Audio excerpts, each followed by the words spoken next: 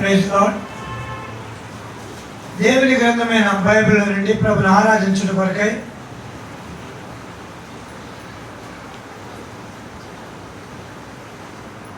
మత్తయి సువార్త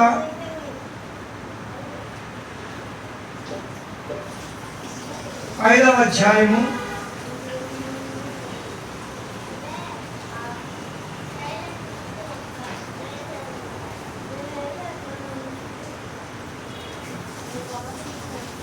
17-18 వచనాలు. మత్తయి సువార్త 5వ అధ్యాయము 17-18 వచనాలు. ధర్మశాస్త్రమునైనను ప్రవక్తల వచనమునైనను కొట్టివేయి వచ్చిందని తలంచవద్దు, నెరవేర్చుటకే కానీ కొట్టివేయటకు నేను రాలేదు.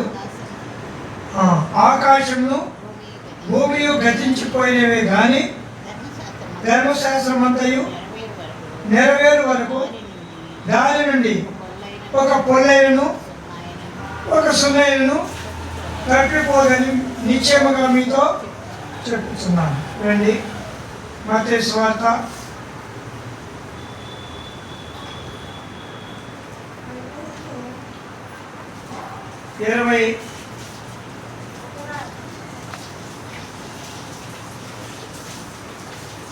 27వ అధ్యాయము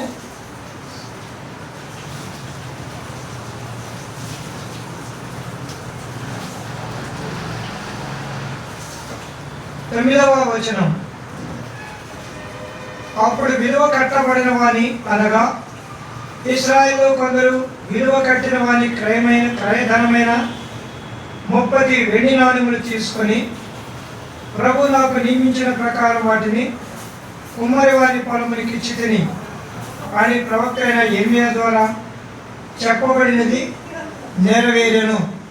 తర్వాత 26 మత్తయి సువార్త 56. అయితే ప్రవక్తల లేఖనములు నెరవేరినట్లు ఇదంతా జరిగినని చెప్పాను. అప్పుడు శిష్యులు అందరూ ఆయనను విడిచి పారిపోయింది. లూకా సువార్త 24వ అధ్యాయం.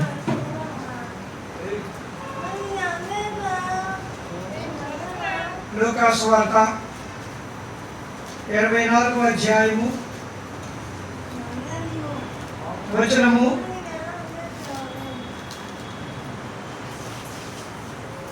25, 26, 27 వచనాలు.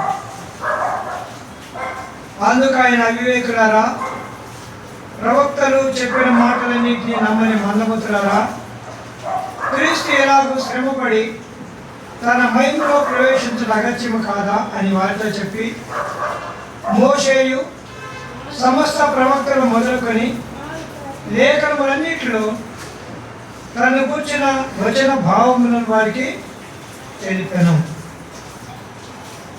ధర్మశాస్త్రమంతయు నెరవేర్చకే నేను వచ్చి తిని.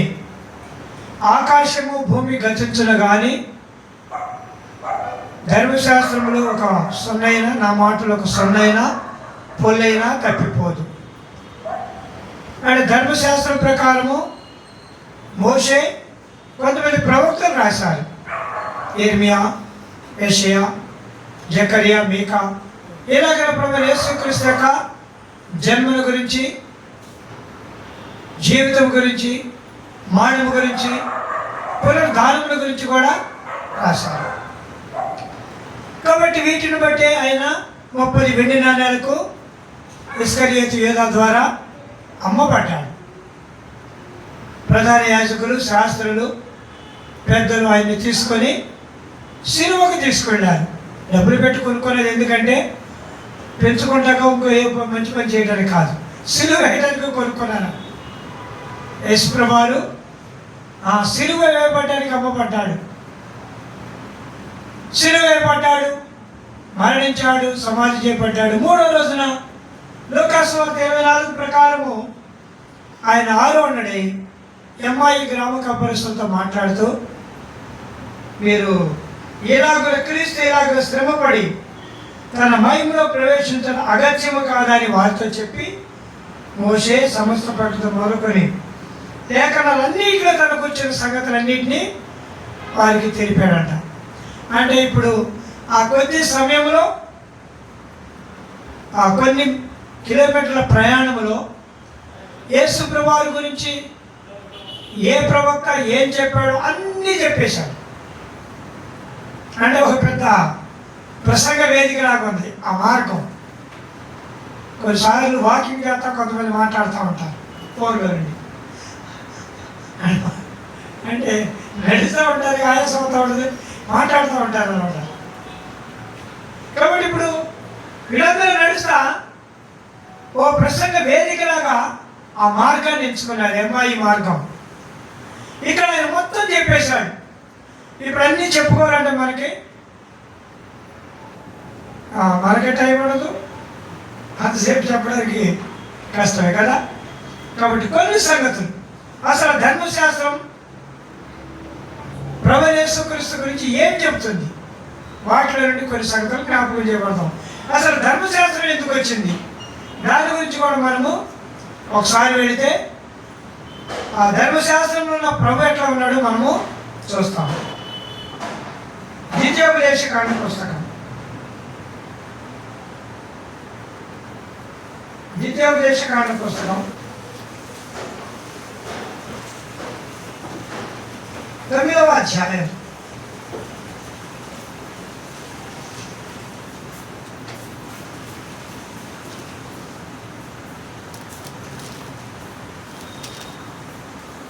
22వ వచనం. మరియు మీరు తబేరాలోను మస్సాలోను కిబ్రోతు హత్తావాలోను యెహోవాకు కోపం పుట్టించితిరి.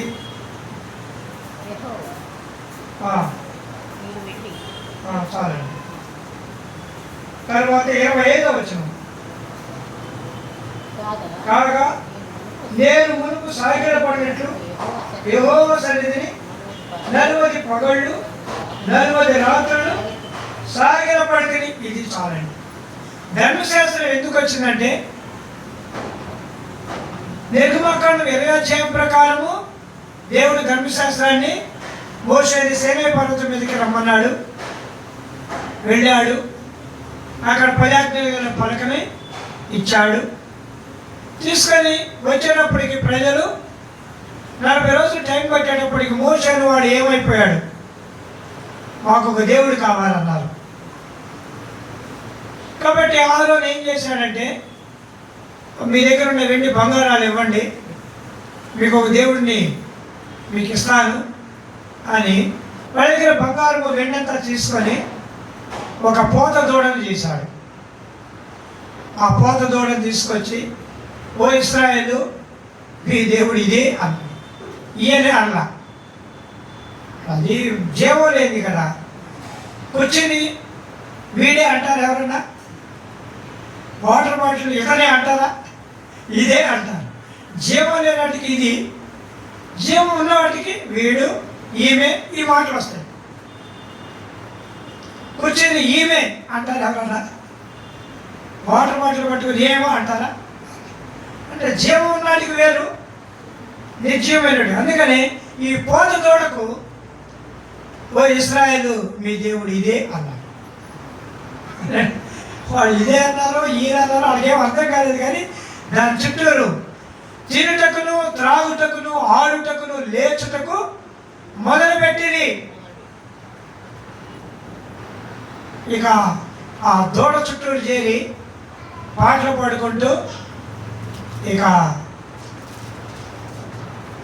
మొదలుపెట్టారంట. మోషే సీనాయి పర్వతం మీద నుండి కిందికి దిగి వచ్చేటప్పటికి ఈ దృశ్యం తనకి కలవరపరిచింది. కష్టపడి పనిచేసింది, కష్టపడి సంపాదించింది. నేల పాలైతే ఎవరికైనా బాధే కదా.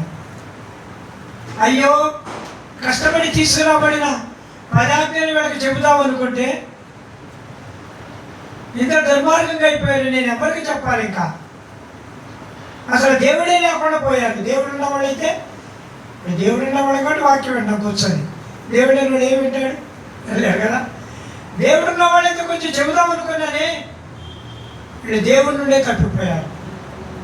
అని ఆ రాతి పలకలు పగలగొట్టి పొడి చేసి బూడి చేసి వాళ్ళకి త్రాపనిచ్చి ఆ టైంలో నడిపారు.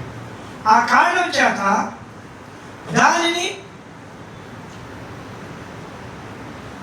దానిలో ఉన్న సంగతులు ప్రజలకు తెలియకుండానే దేవుని మీద తిరుగుబాటు చేసిన కారణం చేత మళ్ళా రెండవ పర్యాయము ఆయన ప్రజాజ్ఞ పలకను తీసుకురావడానికి మళ్ళా మునిపటి వల్ల 40 రాత్రులు వాళ్ళు వెళ్ళారు.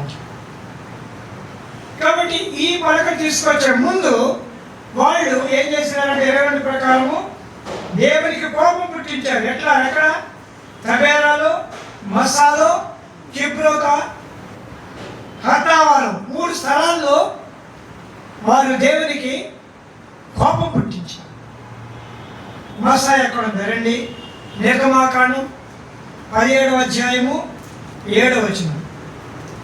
నిర్గమాకాండం 17వ అధ్యాయము 7వ వచనం.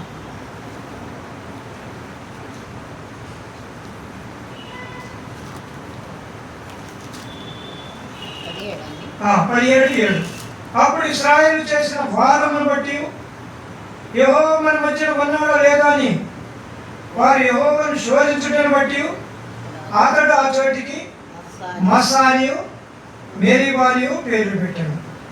శోధించుట, వాదించుట. నీళ్ళు లేవు వాళ్ళకి. నీళ్ళు అంతకుముందే ఏలీములో నీళ్ళు తాగారు. చేదైన నీళ్ళ దగ్గర మధురమైన నీళ్లు దొరికి ఏలీములో నీళ్ళు త్రాగారు. అయితే 17వ అధ్యాయంలో మరలా సరగడం మొదలుపెట్టారు. అది మస్సా. సంఖ్యాకాండం 11వ అధ్యాయం.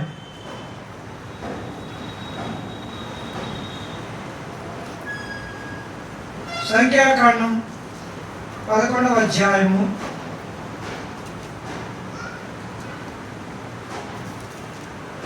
3వ వచనం, లేకపోతే 1వ వచనం. జనులు ఆయాసములకు వచ్చి సడుగుచుండగా అది యెహోవాకు వినబడెను. యెహోవా దాన్ని వినినప్పుడు ఆయనకు కోపము రగులుకొనెను.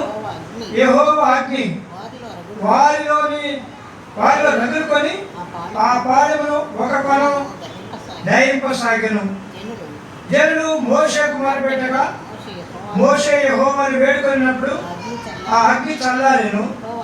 యెహోవా అగ్ని వారిలో రగులుకొనినందున ఆ చోటికి తబేరా అను పేరు పెట్టారు. ఈ రెండోసారి దేవునికి కోపం పుట్టించారు. తబేరా దేవుని కోపం మంటగా వచ్చి పాడే ఒక ప్రక్క నుండి కాల్చుకుంటూ వెళ్ళిపోతున్నాడు. అప్పుడు జనులు వచ్చి మోషే దగ్గర, అయ్యా ఈ అగ్నికి మేమందరూ చచ్చిపోయేటట్లున్నాం. ఎందుకంటే వాడికి కూరగాయలు, కీరకాయలు, దోసకాయలు ఇవన్నీ గుర్తొస్తున్నాయి, ఐగుప్తులో ఉన్నాయి. కాబట్టి అలాంటి పరిస్థితి. జనులు ఆయాసంతో సడుగుతున్నారు. సడిగిన కాలం చేత వచ్చినటువంటి ఉగ్రత తబేరా. ఆ స్థలం పేరు 14వ అధ్యాయము సంఖ్యాకాండం.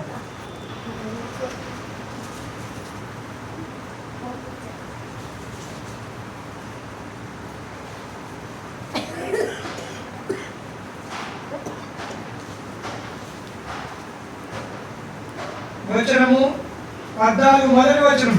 అప్పుడు సర్వ సమాజము ఎలుగెత్తి కేకలు వేసెను. ప్రజల రాత్రి ఎలుగెత్తి ఏడ్చిరి. మరి ఇశ్రాయేలులందరూ మోషే ఆరోను పైన సడుగుకొనిరి. ఆ సర్వ సమాజం, అయ్యో ఐగుప్తులో మేమేలా చావలేదు, ఈ అరణ్యమందు మేమేలా చావలేదు. మేము కత్తివాత పడినట్టు యెహోవా మమ్మను ఈ దేశమే ఏలక తీసుకొని వచ్చాను. మా భార్యలు, మా పిల్లలు కొలబోదులు తిరిగి ఐగుప్తుకు వెళ్ళటం మేలు కాదని వారితో చెప్పి అనేది వారు మనము నాయకులకు నియమించుకొని ఐగుప్తులకు తిరిగి వెళ్ళదామని ఒకరితో ఒకడు చెప్పుకొనగా. కాబట్టి మొట్టమొదటి నీళ్ళ విషయమై మసాలో దేవునికి కోపం తెచ్చారు. రెండవది తిండి విషయమై తబేరాలో దేవునికి విరోధముగా సణుకున్నారు.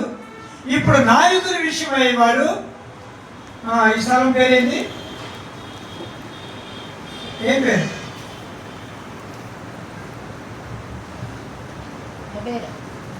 అది అయిపోయింది, తబేర అయిపోయింది.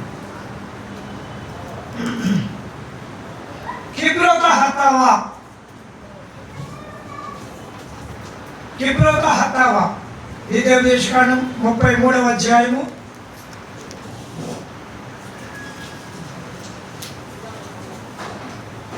33వ పుస్తకం 33వ అధ్యాయం.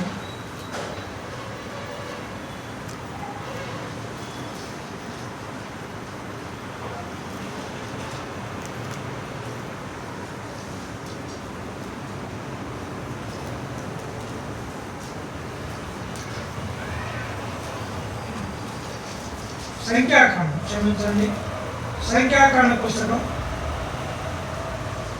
33వ అధ్యాయం.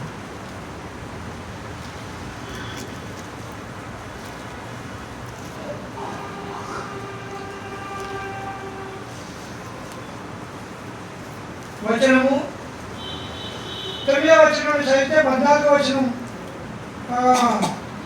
16 వచనాలు మనసు. ఏరిలో 12 ఇంటి బొగ్గలను 70 ఈత చెట్లు నేను అక్కడ దిగిరి, ఏరిలో బయలుదేరి ఎర్ర సముద్రం వద్ద దిగిరి, ఎర్ర సముద్రంలో బయలుదేరి శ్రీనారాయణ ముందు దిగిరి, శ్రీనారాయణ బయలుదేరి దోపకాలో దిగిరి, దోపకాలో నుండి బయలుదేరి అలుక్షలో దిగిరి, అలుక్షలో బయలుదేరి రెఫీదీలో దిగిరి, అక్కడ జనులు త్రాగుటకు నీరు లేకపోయాను. రెఫీదీం నుండి బయలుదేరి సేనాయి అరణ్యం ముందు దిగిరి, సేనాయి అరణ్యం ముందు బయలుదేరి కిబ్రోతు హత్తావాలో దిగిరి, కిబ్రోతు హత్తావాలో నుండి బయలుదేరి అదే లోతులో దిగిరి. ఇదన్నమాట సంగతి. కిబ్రోతు హత్తావాలో దిగిరి.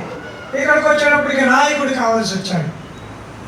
ముందు నీళ్ళ కోసం దేవునికి కోపం తెచ్చారు. రెండోది కూరగాయలు, కీరకాయలు, దోసకాయల గురించి దేవుని కోపం తీసుకొచ్చారు. మూడవది నాయకుని గురించి ఒక నాయకుని ఏర్పాటు చేసుకున్నారు.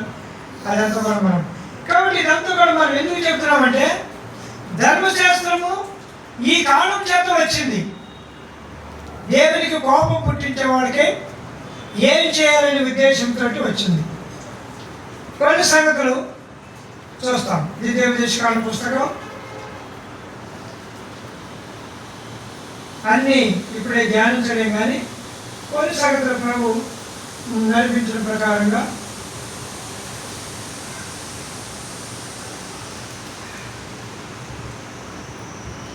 ప్రతి అధ్యాయం కూడా విలువైనగా రాస్తూ వస్తాడు. 10వ అధ్యాయంలో పలకల మరలా తెలియపరుస్తాడు. 11వ అధ్యాయంలో వారు చూసే ఆశీర్వాదకరమైన భూమి గురించి చెప్తాడు. 12వ అధ్యాయంలో వాడు స్వాధీనపరుచుకునే దేశం యొక్క ప్రతిష్టత, వాడు చేయవలసినటువంటి సంతోషాన్ని గురించి చెప్తాడు. 13వ అధ్యాయంలో తప్పుడు బోధకుల గురించి చెప్తాడు. 14వ అధ్యాయంలో ఏమి మంచో ఏం చెడ్డో చూడమంటాడు. 15వ అధ్యాయంలో విడుదల సంవత్సరాల గురించి చెప్తాడు. 16వ అధ్యాయంలో పస్కా పండుగ గురించి చెప్తాడు. 17వ అధ్యాయంలో మరి అవరక్షణ లేకుండా జాగ్రత్తగా ఉండమంటాడు.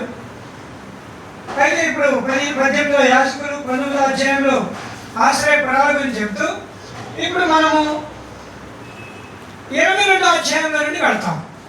ధర్మశాస్త్రం 22వ అధ్యాయంలో కొన్ని సంగతులు జ్ఞాపకం చేయబడతాం.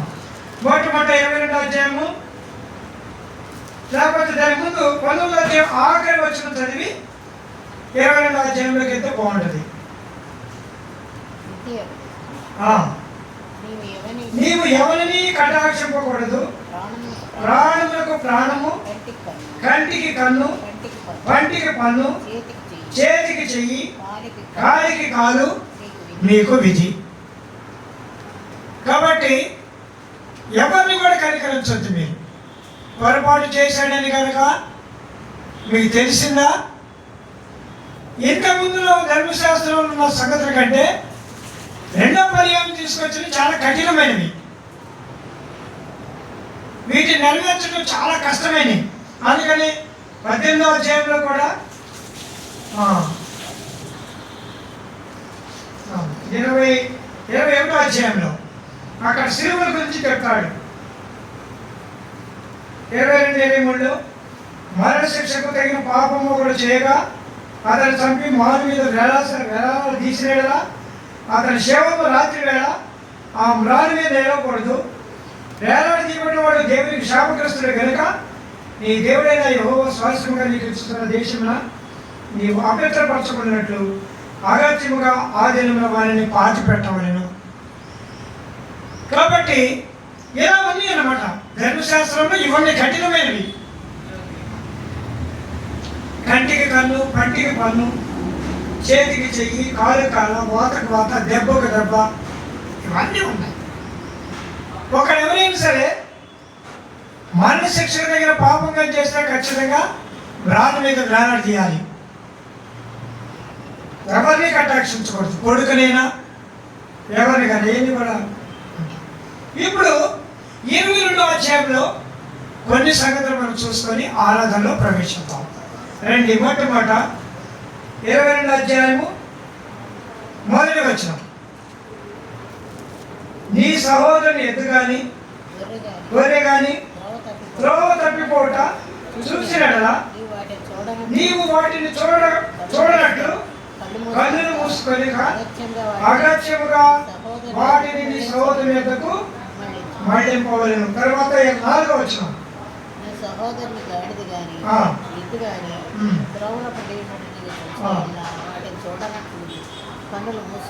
కన్నులు మూసుకోక వాటి లేవనెత్తులకు అగాధ్యముగా సహాయము చేయబడి. 3వ వచనం. అతని గాడిదల గురించి వస్త్రముల గురించి నీ సహోదరుడు పోగొట్టుకున్నది ఏదైనా నీకు దొరికినదా అతడు పోగొట్టుకున్న దాని గురించి. కాబట్టి మొట్టమొదట త్రోవ తప్పినటువంటి గొర్రె. 3వ వచనంలో పోగొట్టుకున్నటువంటి వస్త్రం కానీ గాడిద కానీ. 5వ వచనంలో త్రోవలో పడి ఉన్నటువంటి ఎద్దు గాడిద. మళ్ళా చెప్తున్నా, త్రోవలో కనపడిన గొర్రె, పోగొట్టుకున్నటువంటి గాడిద, పడి ఉన్నటువంటి ఎద్దు. సింపుల్గా మీకు అర్థమయ్యే భాషలో చెప్పాలనుకోండి. పోగొట్టుకున్నది కానీ, త్రోవలో తప్పిపోయింది కానీ, పడి ఉన్నదాన్ని కానీ నీవు అగత్యంగా వారికి ఇవ్వాలి. ఇది ధర్మశాస్త్రం. ఇప్పుడు మన ప్రభు దగ్గరికి వస్తే మనము పడిపోయిన వాళ్ళం, మనము త్రోవ తప్పిన వాళ్ళం, మనము పోగొట్టబడిన వారు. ఇంటిలో నుండి తప్పిపోయాం. తప్పిపోతే పర్వాలేదు, తిరిగి రావచ్చు. కానీ పోగొట్టబడిన వాళ్ళు దొరకడం కష్టం. ఇదే లోకస్వార్త 10వ అధ్యాయంలో తప్పిపోయిన గొర్రె, పోగొట్టుకున్న నాణ్యం, తిరిగి వచ్చిన కుమారుడు, ఈ మూడింటి గురించి అక్కడ రాశాడట కంటిన్యూస్గా. తప్పిపోయినోడు తిరిగి వస్తాడు, పోగొట్టుకునే దాని కొరకు వెలకాలి, దొరికిద్ది. పడిపోయినటువంటి వాడికి సేద తీర్చేవాడు కావాలి. కాబట్టి ఇదంతా కూడా ధర్మశాస్త్రంలో ఉన్నది. యేసుప్రభువు వారు ఉపమానంగా చెప్పారు. ఈ ఉపమానాలు ఎందుకు చెప్పారు? చాలామంది ఎందుకు ఈ తప్పిపోయిన గొర్రె ఏంటి, ఏంటి, వెళ్ళిపోయిన తప్పిపోయిన కుమారుడు ఏంటి, ఏంటి మనకు అర్థం కావు. ధర్మశాస్త్రంలో ఉన్నటువంటి సంగతులు వాడక్కడ పడి ఉండేది చూసి యెరూషలేము నుండి ఎరుకోకు వస్తున్నవాడు దొంగల చేతిలో చిక్కి కొట్టబడి త్రోవ పక్కన పడి ఉన్నాడు. అందుకనే ఆ యాజకుడు వచ్చి అన్ని తీసుకెళ్ళి పోటకూడదు. ఎన్ని ఉపమానాలన్నీ ధర్మశాస్త్రంలోయే. కాబట్టి వీటిని నెరవేర్చడానికి ప్రభు వచ్చాడు. మనం పాపములో పడిపోయాం, పాపములో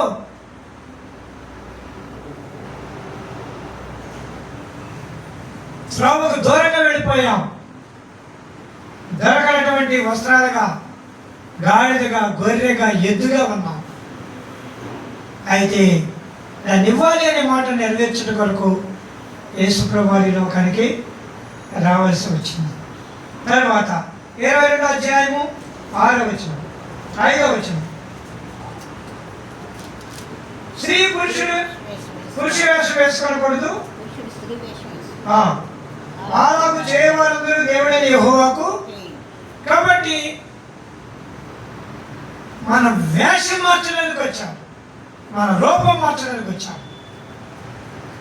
ఏమైనా రూపంలో ఉన్నాం. ఇక్కడ ఈ చెప్పేవి మనకి కొంచెం కట్టుగా కనపడతాయి, కానీ ఆధ్యాత్మికంగా ఆలోచిస్తే మనము దేవునికి హేయులం. మన రూపాన్ని మార్చుకున్నాం. ఒరిజినల్గా మన రూపం ఏది? ఆయన స్వరూపము, ఆయన పోలిక, ఆయన అందము, ఆయన పరిశుద్ధత, ఆయన బట్టలు మార్చేసినట్టుగా మార్చేసామంటే పాపం అనేది మానవుని వస్త్రాలు వేషం మార్చినట్టుగా మార్చేసాం. అందుకని వీడు భలే వేషం వేస్తాడు ఏంటి అంటారేంటి? అట్లా అంటారు. హేయులు. 3వది 6వ వచనం.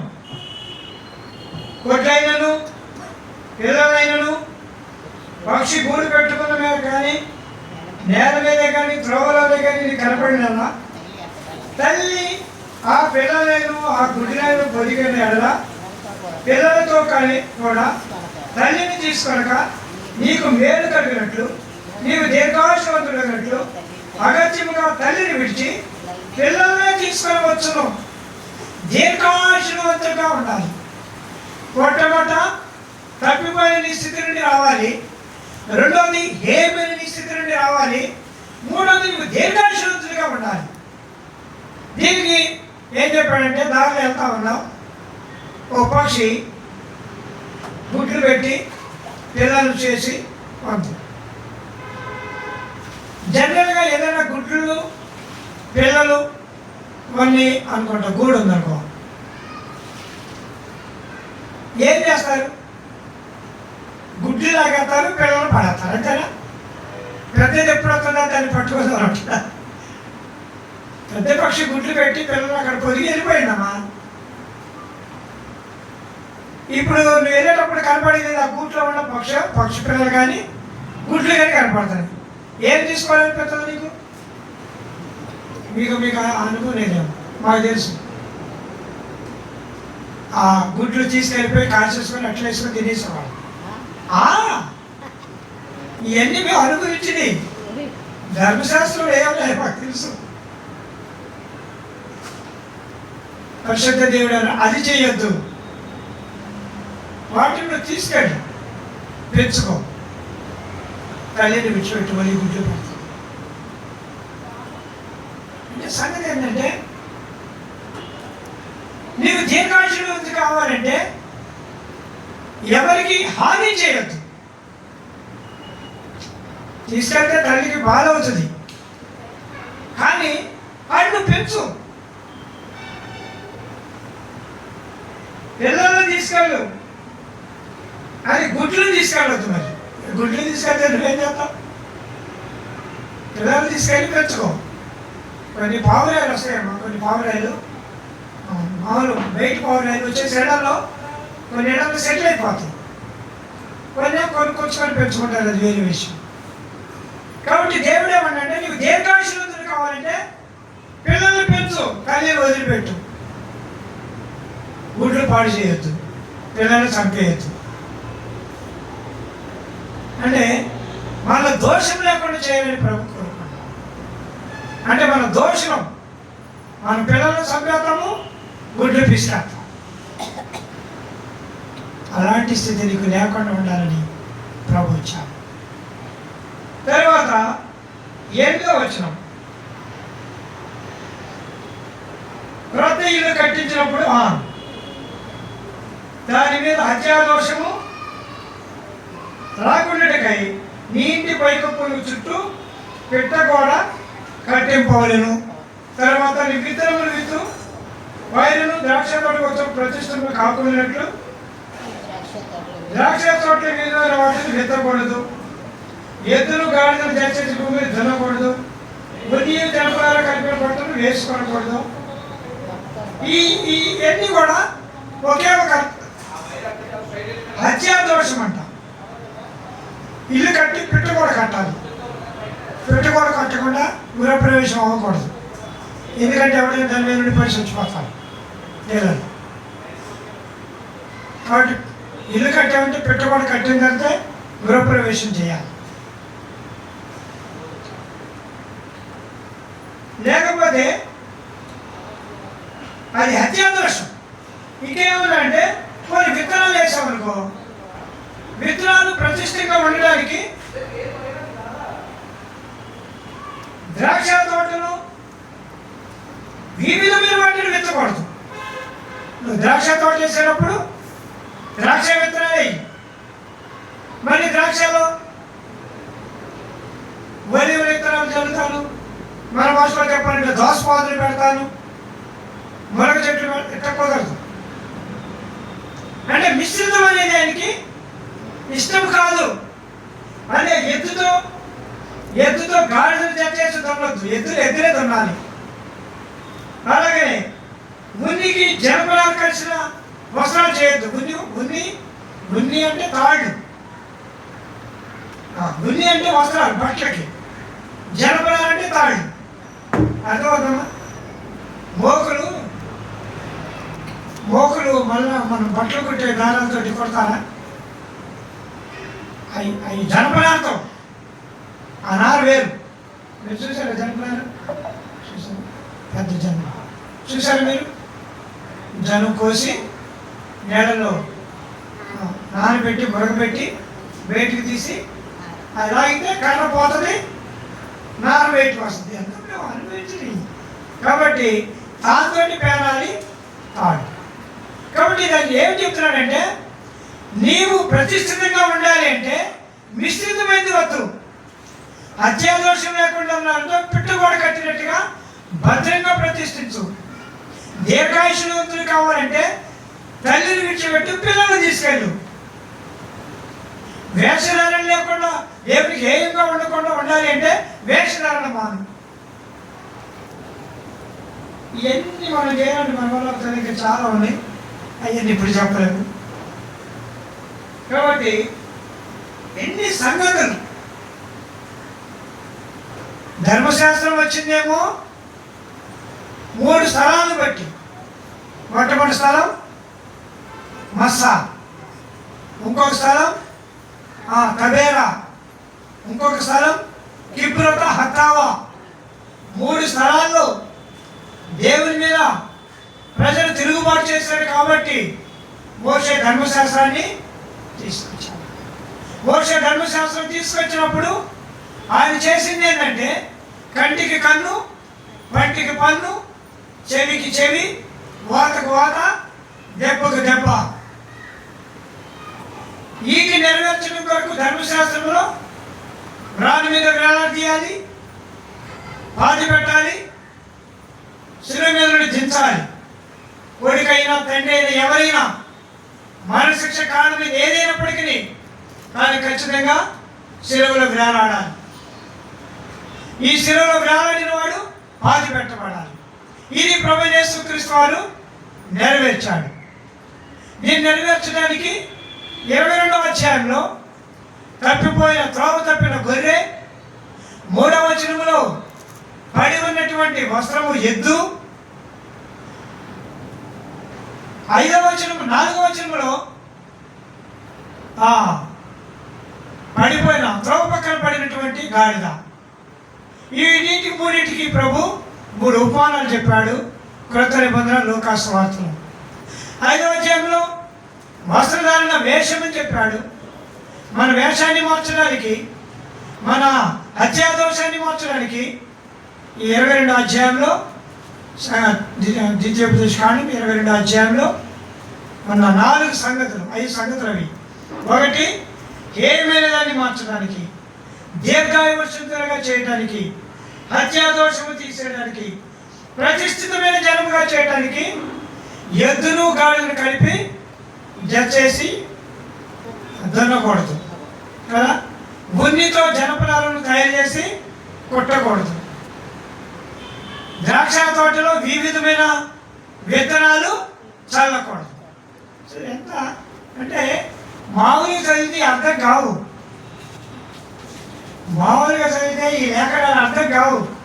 ధర్మశాస్త్రంలో మర్మాలు, ఈ మర్మాలన్నీ సరే అమ్మాయి కూడా వచ్చింది కాబట్టి ఇంకా కొంచెం కొనసాగిద్దాం.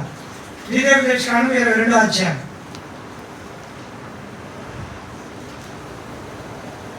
ఇప్పుడు ఎక్కడ వరకు వెళ్దాం? 9వ వచనం వరకు ఉంది కదా.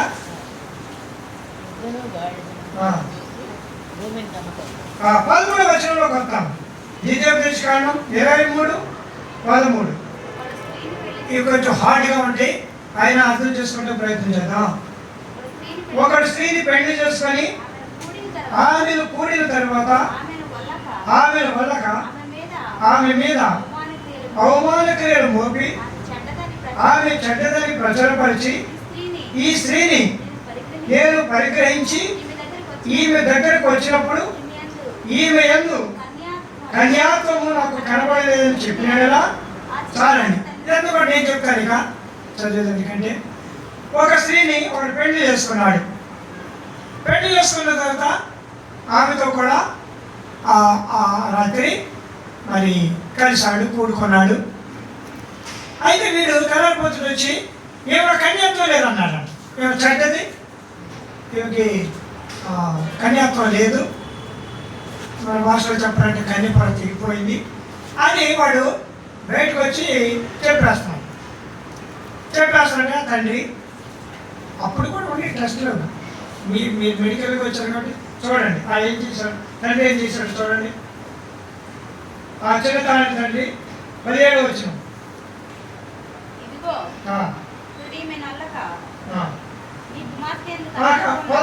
15వ వచనం. ఆ చిన్నదాని తల్లిదండ్రుల ద్వారమందున్న ఆ చిన్నదాని కన్యాత్వ లక్షణము తీసుకొని రాగలను. ఇప్పుడు ఆ కన్యాత్వం అంటే సపోజ్ వాడి ఫస్ట్ డే కాబట్టి ఆ బట్టలు బ్లడ్ అయ్యి ఉంటాయి. మనం చెప్పుకుంటే నేను సిగ్గుపడాల్సిన పరిశుద్ధాత్మ దేవుడు రాసిన మాటలు ఇవి. ఆ ఫస్ట్ బిగినింగ్ నైట్ కన్యాత్వం గురించి పొర తగిలిన రక్తము గుడ్డను తీసుకొచ్చి పెద్ద దగ్గర చూపించాలంట తండ్రి. ఇంకంతే, ఇంకేం ప్రూఫ్ ఉంటుంది? చూడండి, నా కుమార్తె కన్యాత్వ లక్షణాలు ఇవి అని చూపించాడు. పరిశుద్ధాత్మదేవుడు ఎంత జ్ఞానవంతుడు. అవన్నీ ఒక లెక్కగా ఉంటే ఇది ఒక లెక్కగా ఉంది. చూడండి, అప్పుడు వాళ్ళందరూ చూశారు. చూసి పెద్దలు ఆ బట్టలు పరచాలంట. 17వ వచనం చదవండి. నీ కుమార్తె కన్యాత్వంలో కనపడలేదని అవమాన క్రియలు చేసినది నిన్న మోపాను. కన్యాత్వములకు చూసారా? కన్యాత్వములకు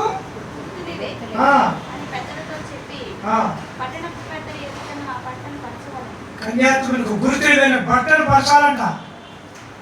అంత అద్భుతమైనటువంటి అంటే ధర్మశాస్త్రము. ఇక్కడ నేను ఎందుకు తీసుకొస్తానంటే రక్తం అనేది ప్రూఫ్. పరిశుద్ధతకు ప్రూఫ్ ఏంటంటే రక్తం. యేసు ప్రభువు రక్తాన్ని కాల్చాడు, బట్టలు పరిచాడు మన కోసం. అర్థమవుతుందమ్మా?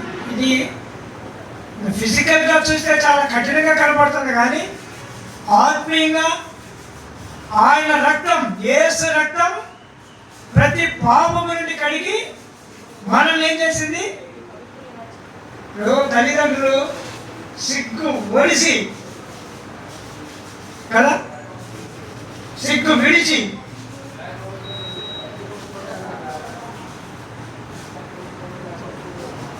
అర్థమవుతుందా నేను చెప్పేది? ఆ గాడిదలు ఎద్దులు అంటే అదొక రకంగా ఉంది. బట్టలు వేషధారణ ఒక రకంగా ఉంది. ఇల్లు పెట్టుకోవాలంటే అది ఇంకో రకంగా ఉంది. విత్తనాలు చల్లటం అంటే ఉంది. కానీ ఇక్కడికి వచ్చినప్పుడు ఇది చాలా ఆత్మీయమైన బలమైన కార్యం. తెగిన ఆ రక్తపు గుడ్డ తీసుకొచ్చి పరిచారంట పెద్ద దగ్గర. చూడండి అయ్యా, ఇదే గుర్తు. ఈనాడు నీవు పరిశుద్ధుడిగా సంఘంలో ఆరాధిస్తున్నట్టు గుర్తు ఏంటో తెలిసిన రక్తమే. ఆ రక్తపు గుడ్డ ఈ పవిత్రతకు కారణమైంది. ఇప్పుడు అంటాడు, యేసుప్రభువు వారు పరిచిన రక్తపు గుడ్డలో మన పాపాలని ఉతకబడ్డాయి. ఎందుకని గొర్రె పిల్ల రక్తములో తమ వస్త్రములను ఉతుక్కొని తెలుపు చేసుకోలేదు. ఏదైనా కన్యాత్వం ఉంది. ఊరి పెద్దలందరూ ఆశ్చర్యపోతారు. కాబట్టి ప్రియమైన వాళ్ళరా, రక్తపు గుడ్డ మన ప్రభువు, రక్తపు గడ్డ మన ప్రభు, రక్తపు పాత్ర మన ప్రభు.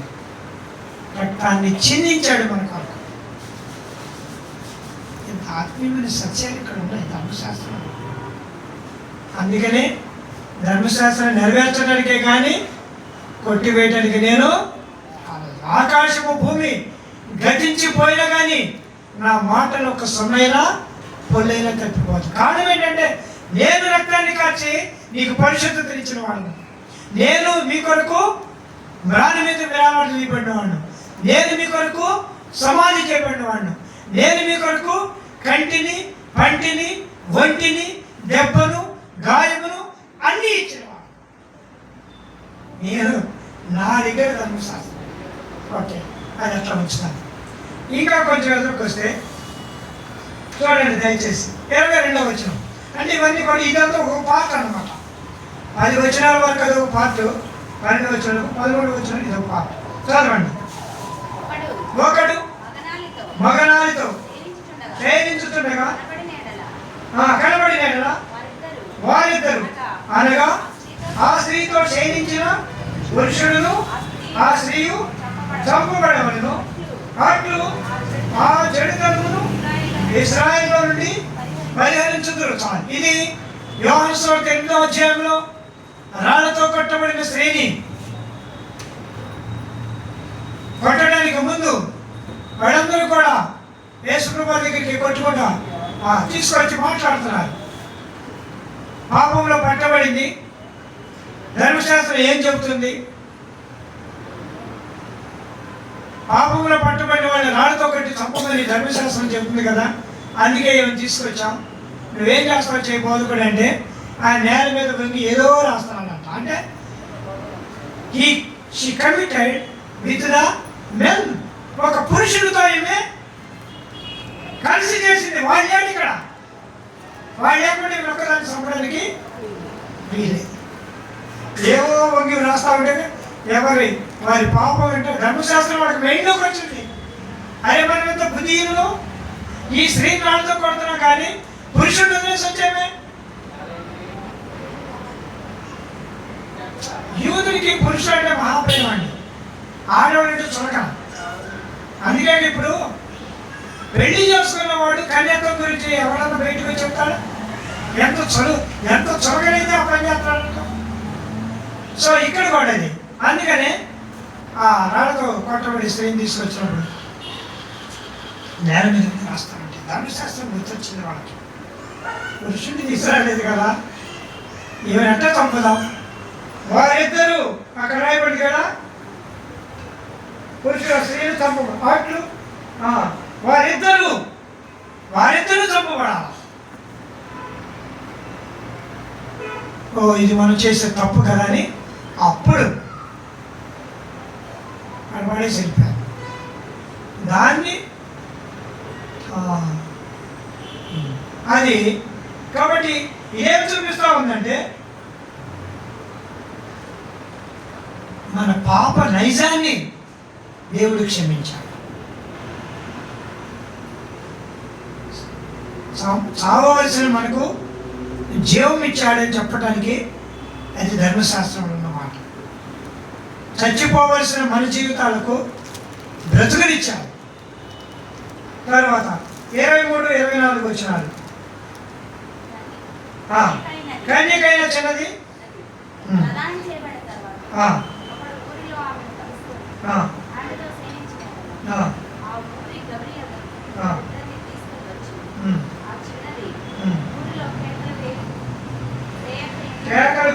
ఉన్నందున ఆమెను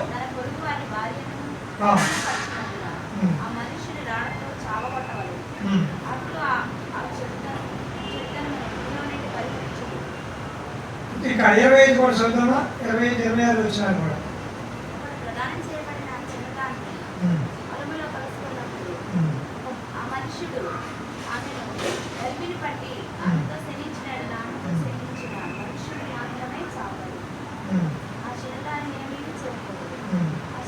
ఆ చిన్నదాన్ని మరణపాత్రమైన పాపము లేదు. ఒకడు తన పొరుగు వారి మీదకి లేచి ప్రాణహత్య చేసినట్లే ఇది జరిగినది. అతడు ఆమెను పొలంలో కలుసుకొనగా ప్రదానము చేయబడిన ఆ చిన్నది కేకలు వేసినను ఆమెకు రక్షకుడు లేకపోయాను. సరే, ఇక్కడ వరకు ప్రదానం చేయబడినటువంటి కన్యక గురించి. ఒక అమ్మాయి వేరే వాడితో ప్రదానం చేయబడింది. 23, 24 వచనాల్లో ఊళ్ళో ఒకడు ఆమెతో కలిసి శయనించాడు. 25, 25 వచనంలో పొలంలో, అంటే ఆమె కాదు, ఆ టైపు ఎంగేజ్ అయిన అమ్మాయి వేరే వాడికి భార్య. అందుకనే తన పొరుగు వారి భార్యను అవమానపరిచినందున ఉంది. ఒక్కసారి ఒక వ్యక్తికి ప్రదానం చేయబడినట్టు భార్య, ఆ ప్రదానం చేయబడిన అమ్మాయిని వేరే వాడు పట్టుకున్నాడు.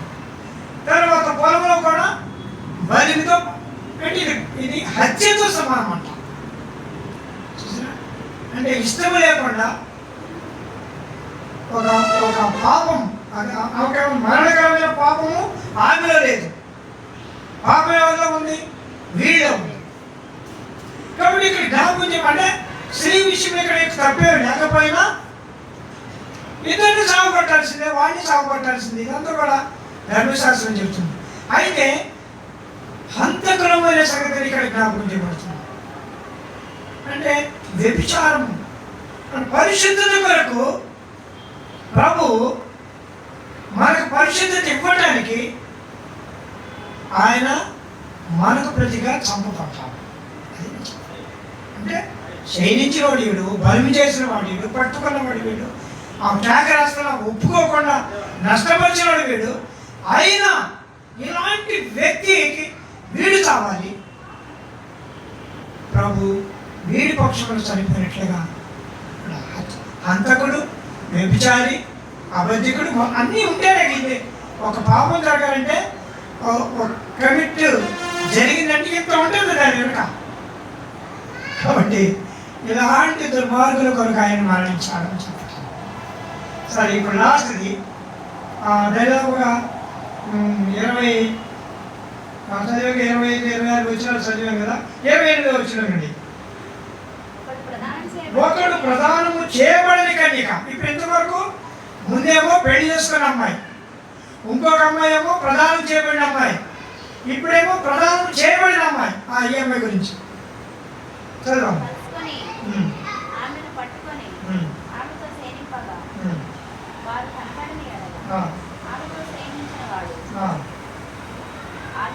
ఆ చిన్నదాని తండ్రికి 50 వెండి రోకలిచ్చి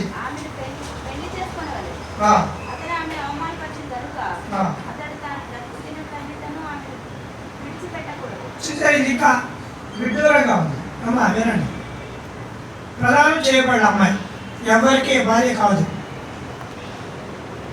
ఒకడు ఈ అమ్మాయిని బలవంతంగా పట్టుకున్నాడు. దానికి శిక్ష ఏంటంటే వాళ్ళ తండ్రి, ఆడు ముసలోడా మధ్య వయస్కుడా ఎవడో అక్కడ ఏజ్ లిమిట్ లేదు. ఆ తండ్రి ఏం చేయాలంటే 50 వెండి రోకలు ఇచ్చి ఆవిరి పెళ్లి చేసుకోవాలంట. పాయింట్ అర్థమవుతుందా మీకు? ఇది మీకు అర్థం కాలేదక్క? ఇప్పుడు నీ కొడుకు పాపం చేశాడు, నువ్వు పెళ్లి చేసుకో.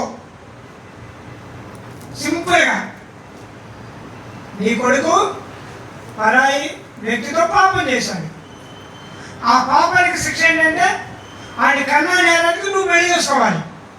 అది కూడా ఏంటి? 50 వెండి రోకలు ఇచ్చే అవుతుంది. అంటే ఆస్తి అంతా ఇచ్చే అన్నట్టు. ఈ ఆస్తిని ఇచ్చి ఇక భార్య ఉందో భార్య లేదు ఇక ఏది అనవసరం. ఈ అమ్మాయికి నష్టం కలగకుండా ఈ అమ్మాయి నువ్వు పెళ్లి చేసుకోవాలి. నీ కొడుకు చేసుకోడు కదా, ఆడు దొంగడు, పారిపోయాడు, పాపం చేశాడు, పారిపోయాడు. కాబట్టి ఇప్పుడు నువ్వు చేసుకోవాలి. అంటే నీ ఆస్తి ఆమెకు దక్కుతుంది అన్నట్టు.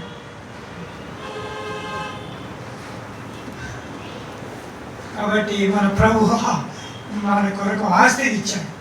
మనం పారిపోయాం, దొంగడం మనం. మన తండ్రిగా ఆయన వచ్చాడు. మన తండ్రిగా ఆయన ఈ పాపం యొక్క లోకాన్ని వివాహం చేసుకొని మనల్ని వధువుగా చేసుకున్నాం. సంగతులు ఇవి. పాపపు మాలిన్యత ఏంటమ్మా అంటే ఆ పాపం నేను పాపిని అంటదా అనదు. ఏ కారణం నేను ఆస్తి పడాలి, నేను ఒక ఆయనకి భర్తను కలిగి ఉన్నటువంటి భార్యని, నాకేమి అవమానమో. కాబట్టి వీటన్నిటిని బట్టి చూస్తే అంతరం ఎంత జాలి కలిగిన వాడు, ఎంత కరుణ, రక్తం కార్చాడే, మన కొరకు రాళ్లతో కొట్టబడ్డాడే, మన కొరకు అవమానపరచబడ్డాడే, మన సొత్తుగా చేసుకున్నాడు, ఆస్తికర్తగా చేసుకున్నాడు. ఏమి చెల్లించడమో తెలుసుకుంటాం. మొదటి భాగంలోనే అలాంటి స్థితి, రెండవ భాగంలోనే ఈ స్థితి. వీటన్నిటిని ధర్మశాస్త్రంలో ఉంచి ఆయన మన కొరకు ఆఖరి రక్త బొట్టు వరకు కాల్చి మరణం ఆయన రొట్టెగా ద్రాక్షరసముగా మన మధ్యకు నన్ను జ్ఞాపకం చేసుకుంటాం. కాబట్టి ఆ కలువరి ప్రేమకు మనం ఏం చెల్లించాలో తెలుసుకుంటాం, దాన్ని ఆరాధన చేసుకుంటాం.